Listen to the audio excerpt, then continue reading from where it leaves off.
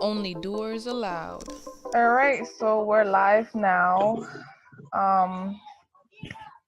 Welcome to the second episode of Get Shit Done with Georgie. Today we have Ismael Mercado, who is the co-founder of MyManny, and he'll be, dropping some gems and letting us know some awesome things about MyManny and like what they've done as well as what he's currently working on.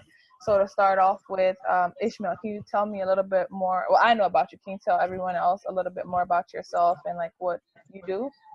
Yeah, so as you mentioned, I'm the co-founder of MyManny, and what MyManny is, or the co-founder of MyManny and MyCare, and what they both do are two different things. One is a male nanny agency. We started out a few years ago as a company called NYC Mannies, and kind of expanded to a few other places in the country. So it's MyManny now.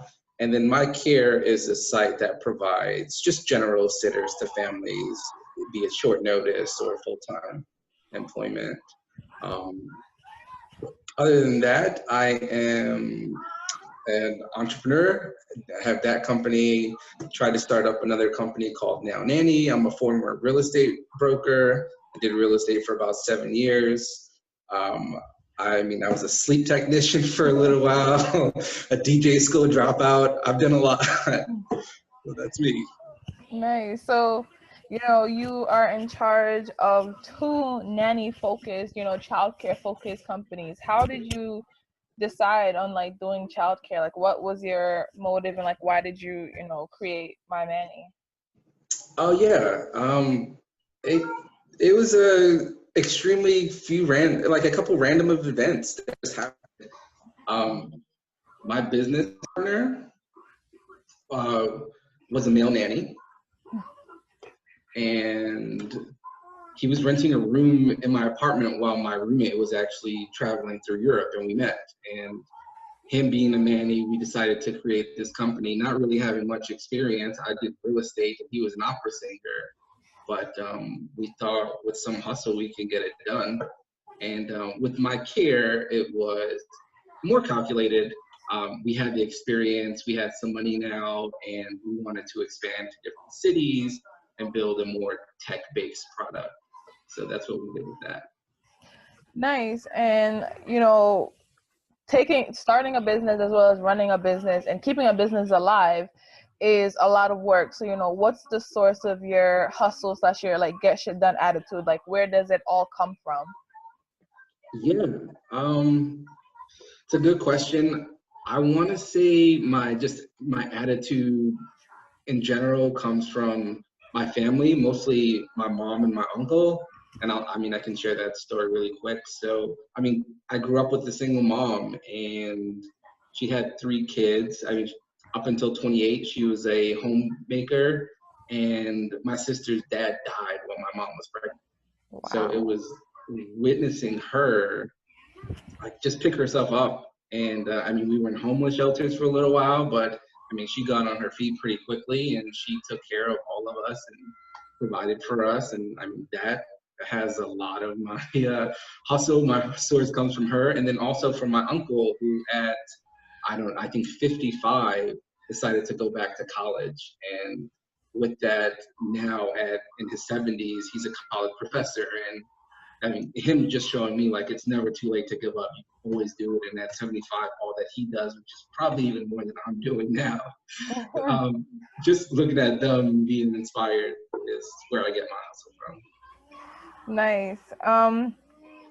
So a quick story on my end. I met Ishmael back when we both were accepted to the CUNY Startups Accelerator for the 3rd class. So around this time, 2 years ago. Wow, 2 years. About this time 2 years ago, we were a part of the accelerator, and we both made it to the demo day, where there were only 4 companies that made it to demo day. Over 100 companies applied, 16 companies got in, and we were part of the 4 that made it to the end, which is really awesome. And we've stayed connected ever since. And, this guy's always working, always doing something crazy, cool, exciting. And,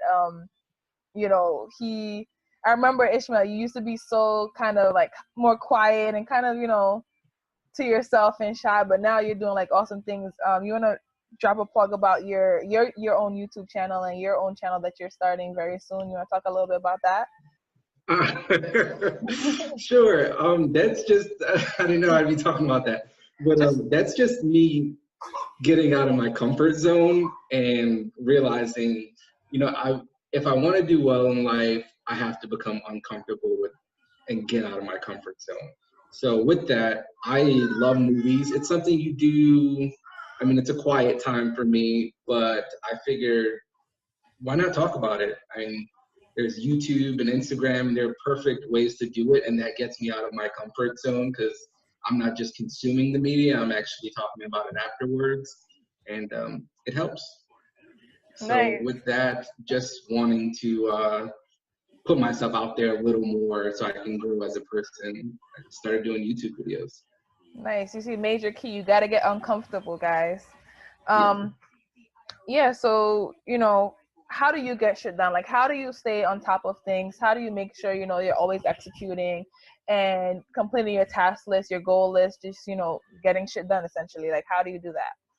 Yeah. So I don't want to pretend like I'm a guru or someone who's extremely efficient on getting stuff done. But what I do know is that I will work until things are completed. And I know I'm pretty self-aware that I know that I work a little slower than most, but I'll put in more hours than most as well. So that's how I do it. And when I do something, I mean, when I'm getting stuff done, it's mostly because I have tunnel vision. Like I'm focusing on it. I may get sidetracked a little, but it's still towards that goal.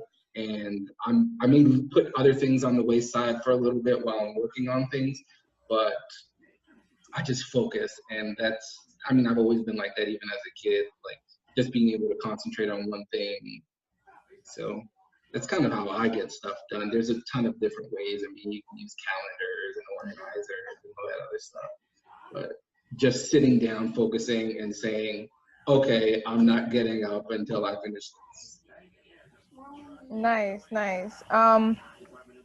So just to tie back into that, let's share us a story of like a task or something that you had to do recently that, you really sat down and said, I'm not getting up until this is done, and like the results of what happened when you got it, when it was completed. Like, if you want to talk a little bit about that. So I'll share, I guess, 2.5 things. The first is where we met. When I applied to the business incubator at CUNY, I didn't have an idea, and I applied much later than everyone else. And so a professor told me about it, they recommended me, and I didn't have an idea. And I got an email from the coordinators there, and they said, hey, can you meet us tomorrow? I wasn't even in the city, so I had to drive back to the city and do a pitch deck and figure out which business I wanted to do. And that's one. And then at the end of that competition, in general, having to focus and get stuff done. I don't know if you remember, but when practicing my pitch, I was at the office for hours. I practiced my pitch 32 times before I left, and it went from being a 15-minute long presentation to having it down to about 7.5 minutes just because I perfected it. And I mean, things like that. And then the second hustle thing is with work. When we first started, like I said, we didn't know what we were doing, but we serviced our clients. So, I mean, I'm not allowed to say the client's name, but there was a pop singer who wanted a male nanny who who skateboarded, who did parkour, and who spoke French. So, very specific. We searched everywhere for guys. I mean, and also not knowing better, we were in like skate parks, we were in French schools, we were going throughout the city just like, hey, let me talk to everyone. And that type of guerrilla style thing really helped in the beginning. And I think when you get more advanced, like, hey, where to go. But in the beginning, you're just trying things out. And if you can hustle and work hard, then you can get stuff done. Yeah, and like you said, the key to the beginning is like just doing. Sometimes there is no roadmap. It's just the art of like doing stuff, because if you don't try something, one, you don't know if it didn't work, and you don't know if it did work. So even if you fail, you just keep getting back up and trying again and again, and you never know, you'll learn every time that you fail, which is a good thing. And then the next time, you know, you get a little bit better. Before you know it, you become an expert or like a guru, like you said, in these things. So for you, like, what obstacles have come with being an entrepreneur and innovator, and like, how do you overcome those obstacles, you know, whether it be for your personal life, your business life, but like, what obstacles have come along so far? Yeah, it's a good question. So first, I want to say, like, I feel like right now entrepreneurship is being romanticized. And it is a really cool thing to do, but it's super hard, and there are a ton of obstacles, as I'm sure you know. Mm-hmm. I mean, there's a lot. I mean, finding good talent is hard, raising money is hard, keeping money is hard, having to deal with investors. There's a whole slew of things. I think a part of me, when I actually left entrepreneurship for a little while, and even when I was a real estate broker, I left that for a little while, knowing that you can go to corporate America and probably make more money and live maybe not a stress-free life, but live with less stress, is also something that an obstacle you have to deal with. Which is very tempting. So we hired someone the other day. I was telling them, like, I've tried doing that kind of job and I physically get sick. Like, I can't do it. So it's not for everyone, but if you do physically get sick, then you should become an entrepreneur, and I'm sure you can deal with the other things that happen. Definitely. So, you know, if you could go back and like give your 5-year-old self like any type of advice about technology, about entrepreneurship, about, you know, about life, like, what would that advice be? Yeah. Okay. 5, well, let's do a couple. 5, I don't know what. I would tell my 5-year-old self, be a kid. I would even tell my 10-year-old self, be a kid. Don't worry about the things that you're worrying about. Don't try to grow up too quickly. Figure out what you love and do that.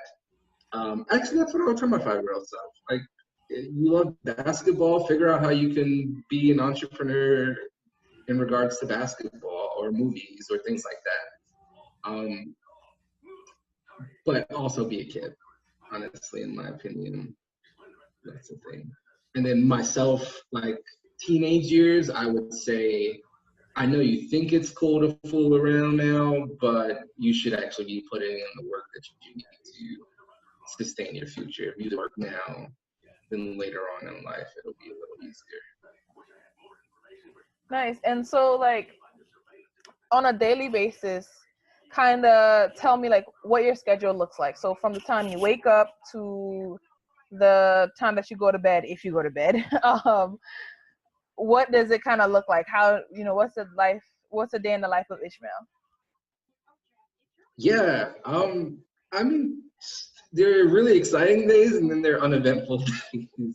So, I mean, when I was in school, there was a lot going on, but now it's, I wake up most mornings at 6:45. If I'm going to the gym, I'll wake up a little earlier. I actually pray and either read the Bible or listen to a podcast that has to do with my faith, just to calm me down. It kind of centers me as well.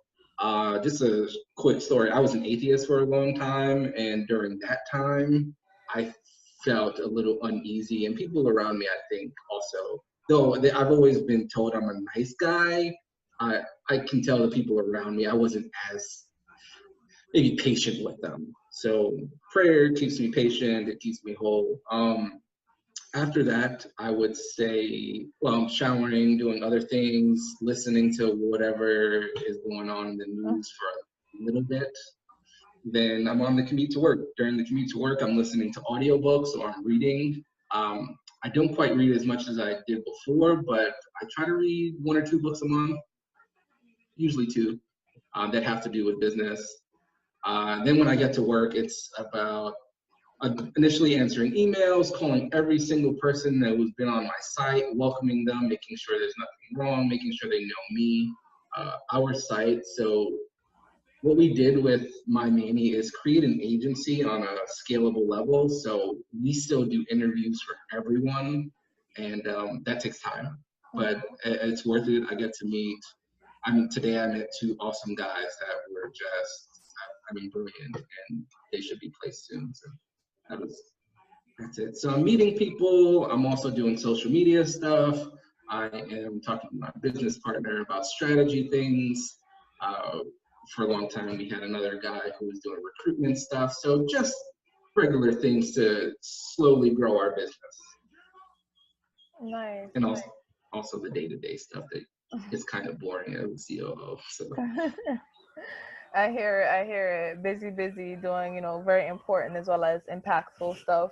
And, if somebody wanted to reach you, like, what's the best way to reach you, and like what you like to be connected about? Like, what kind of conversations do you like to have?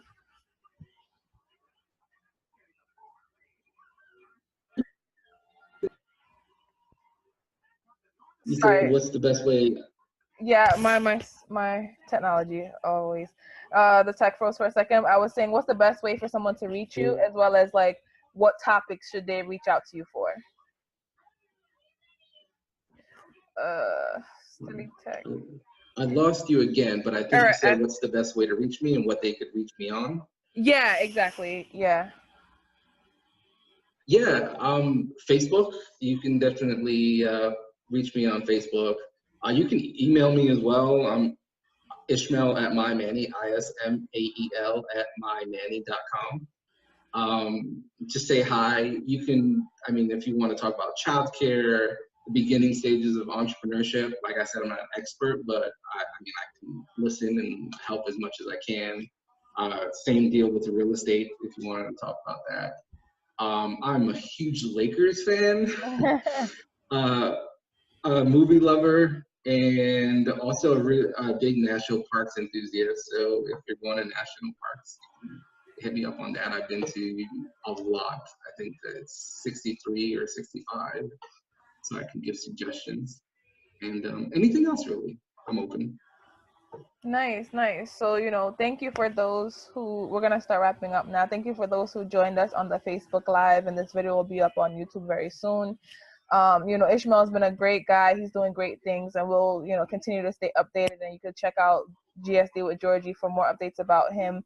And, thank you for being here. We catch up a lot on Facebook, but it's really nice to kind of virtually catch up again. And when I'm back in the New York City scene, then we'll probably meet up at one of the alumni happy hours that they've been having. Yeah, I'd love to set up something here at my office. We can just hang out, have a little mixer, see how everyone's doing, or we can go to a bar as well if you prefer. But I definitely missed that co-working group. They were awesome, and I'm really happy we both graduated. We graduated together. If you guys don't know that, in June, and you're killing it. So keep on doing it. All right, thanks you, Ismael. Talk to you soon. All right, bye. Bye.